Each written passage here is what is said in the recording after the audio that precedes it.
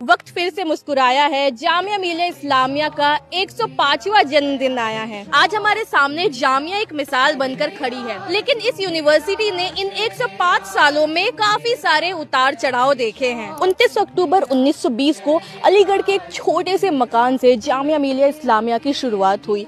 ये एक मुस्लिम इदारा था जो ब्रिटिश नियमों से आजाद था, लेकिन ब्रिटिश हुकूमत यहाँ भी अपना दबाव डालने की कोशिश करने लगी और इसलिए 1925 में जामिया को अलीगढ़ छोड़कर दिल्ली के करोल बाग इलाके में आना पड़ा। लेकिन अब जामिया में स्टूडेंट्स की तादाद बढ़ती जा रही थी, जिस वजह से जगह कम पड़ने लगी। फाइनेंशियल सिचुएशन भी मजबूत नहीं थे, इसलिए करोल बाग में एक्सपेंशन मुश्किल होता जा रहा था और इसी वजह से 1935 में जामिया को ओखला शिफ्ट करने का फैसला लिया गया। जामिया का दायरा बढ़ता गया और 1938 में बना उस्तादों का मदरसा और इदाराए तालीमो तरक्की, जहाँ शाम के वक्त बड़े और जवान लोगों को तालीम दी जाती थी, क्योंकि मकसद यही था कि तालीम पर सबका हक है और सब तक तालीम पहुंचनी चाहिए। 4 जून 1939 को जामिया मिलिया इस्लामिया को फॉर्मली एक रजिस्टर्ड सोसाइटी बनाया गया। हिंदुस्तान की आजादी के बाद यहाँ science, arts, engineering, social science और कई सारी फैकल्टीज शामिल हो गयी। 1962 में यूजीसी ने जामिया को डीम्ड यूनिवर्सिटी का दर्जा दिया, जो कि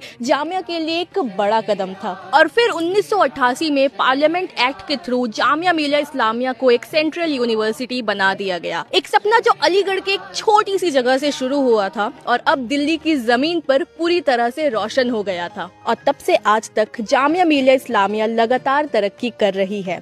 नए डिपार्टमेंट्स, मॉडर्न फैसिलिटीज और रिसर्च के साथ यूनिवर्सिटी तालीम और इनोवेशन का मरकज बन गई है।